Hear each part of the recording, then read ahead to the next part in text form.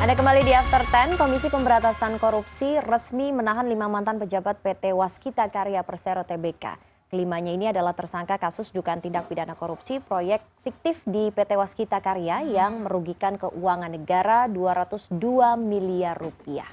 5 mantan pejabat PT Waskita Karya resmi ditahan KPK, yang 3 orang diantaranya tersangka baru, yakni mantan Kepala Bagian Pengendalian Divisi 3 PT Waskita Karya yang kini menjabat sebagai Direktur Utama PT Waskita Beton Precast, Jarod Subana. Kemudian mantan Kepala Divisi 3 PT Waskita Karya, Desi Aryani, serta mantan Kepala Proyek dan Kepala Bagian Pengendalian di Divisi 3 PT Waskita Karya, Fakih Usman. Sementara itu 2 orang sudah ditetapkan sebagai tersangka sejak Desember 2018, yakni mantan Kepala Divisi 2 PT Waskita Karya Fathor Rahman dan mantan Kepala Bagian Keuangan dan Resiko Divisi 2 PT Waskita Karya Yuli Ariandi Siregar. Dalam kasus ini, KPK menduga kelima tersangka terlibat dalam kasus dugaan korupsi proyek fiktif di PT Waskita Karya yang merugikan keuangan negara senilai 202 miliar rupiah.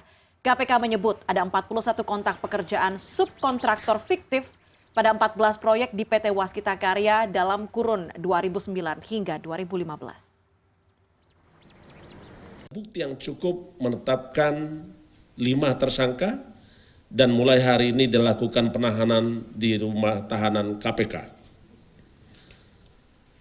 Atas perbuatan tersebut, tersangka disangkakan melanggar pasal 2 ayat 1 dan pasal 3 Undang-Undang 31 tahun 99 sebagaimana telah diubah dengan Undang-Undang nomor 20 tahun 2021 tentang pemberantasan tindak pidana korupsi.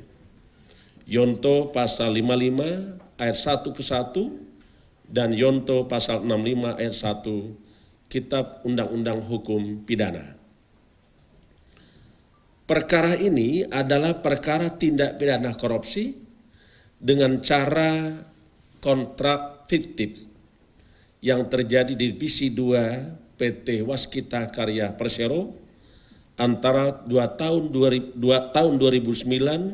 sampai dengan tahun 2015 dengan dugaan terjadi 41 subkontraktor fiktif pada 14 proyek pekerjaan Divisi 2 PT Waskita Karya Persero yang kami sampaikan tadi mengakibatkan kerugian negara kurang lebih 202 miliar.